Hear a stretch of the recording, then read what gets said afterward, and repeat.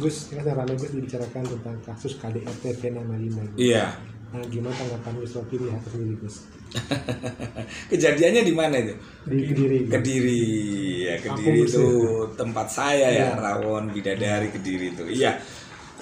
Pertama-tama terima kasih teman-teman media atas waktunya.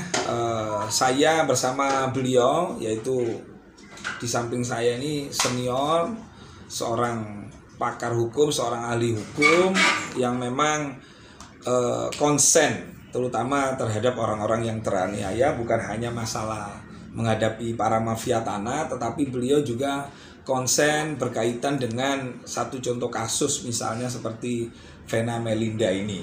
Nah, maka dari itu akhirnya beliau, Bang JS Simatupang, kita ajak bersama dalam rangka untuk mengedukasi masyarakat, terutama untuk perempuan-perempuan yang terdolimi, perempuan-perempuan yang teraniaya, seperti yang terjadi di kota Kediri, di tempat saya singgah di sana. Pertama, saya sangat prihatin kembali terulang lagi tokoh panutan, tokoh artis. Kalau kemarin kita sempat rame ya, teman-teman media sering mengundang saya tentang bagaimana kejadian Lesti dan Bilar, tapi alhamdulillah.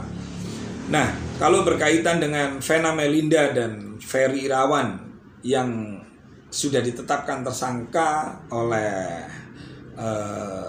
aparat penegak hukum di Polda Jawa Timur, kami selaku Ketua Umum BKN yang sangat-sangat konsen berkaitan masalah KDRT, maka kami mendukung sekali langkah dan upaya penegakan hukum yang dilakukan oleh Bapak Kapolda Jawa Timur, yaitu Bapak Tony, Irjen Tony. Mudah-mudahan beliau menjadi Kapolda ini ujian walaupun kecil, tapi ini bisa menjadi besar ketika penegakan hukum itu tidak dilaksanakan sebenar-benarnya. Dan alhamdulillah Polda Jawa Timur dalam hal ini telah melakukan langkah-langkah yang sangat benar dan tepat dengan menetapkan yaitu saudara FI sebagai tersangka yang diduga melakukan penganiayaan terhadap istrinya. Nah, maka dari itu langkah-langkah seperti ini sepatutnya masyarakat, tokoh perempuan yang membidangi masalah ini adalah PR besar, karena saya yakin di Indonesia ini tidak hanya Vena Melinda semata. Saya yakin banyak Vena Melinda lain yang mungkin untuk ngomong itu takut.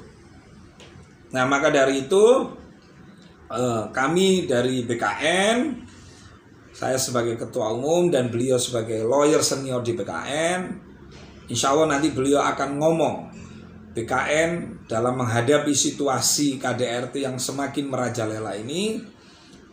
Insya Allah BKN akan mewakafkan diri, jadi nggak perlu mikir duit biaya untuk bagaimana menyelesaikan masalah ini dengan sebaik-baiknya. Seperti itu teman-teman. Oke.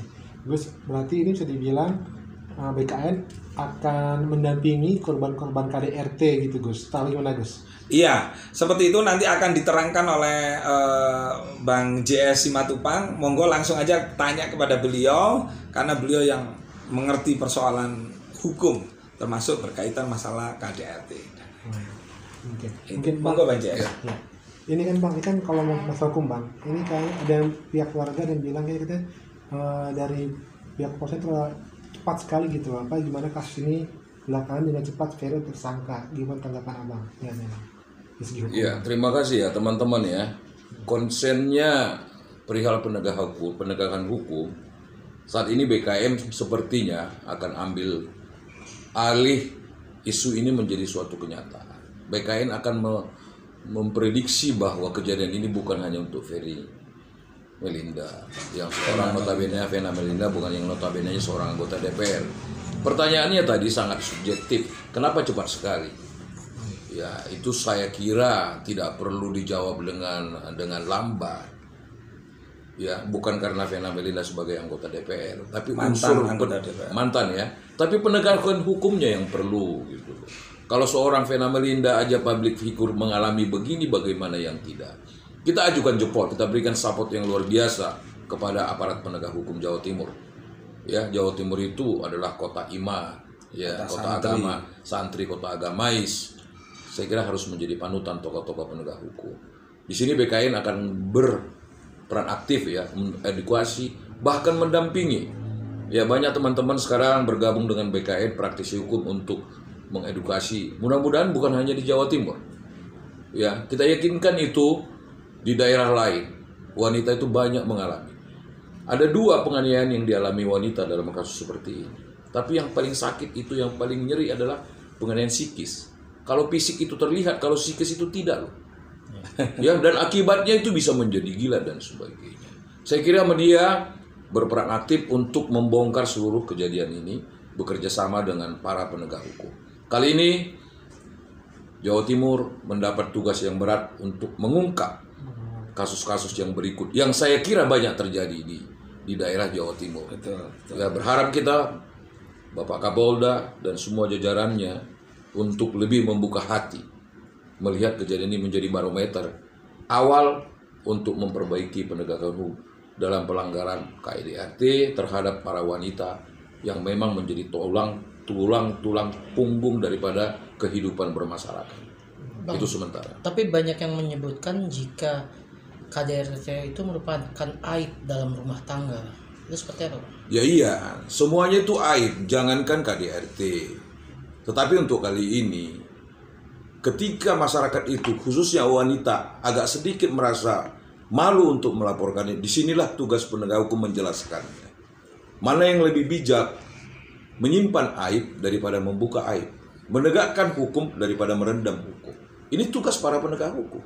Saya kira para penegak hukum, baik kejaksaan, baik hakim, baik pengacara, terlebih kepolisian, bisa memberikan ya edukasi kepada masyarakat. Ya, kalau dulu ada PKK wanita, coba dijelaskan sih apa yang menjadi hak mereka. Kita nggak boleh menutup mata, terkadang wanita itu malas melaporkan ini karena juga mungkin pelayanan aparat hukum yang kurang. Itu membuat aib ini disimpan untuk menjadi tidak terbongkar sehingga kerugian penegakan hukum itu sangat signifikan. Bayangkan seorang wanita kalau mengalami penganiayaan psikis, bagaimana dia mendidik anaknya, bagaimana dia membangun rumah tangganya, kan goyang itu semuanya. Ini yang kita harapkan harus diberikan semangat, support kepada para wanita Indonesia yang mengalami ini.